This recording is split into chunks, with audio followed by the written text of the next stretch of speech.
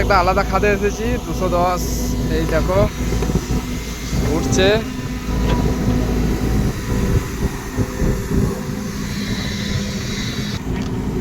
Chain ঝাড়ছে, বালি ঢুকে গেছে।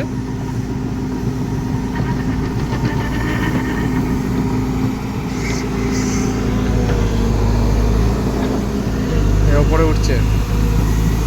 আমি আজ ফতেপুর ঘাটে এসেছি, বালি লোড করবো কাটাই।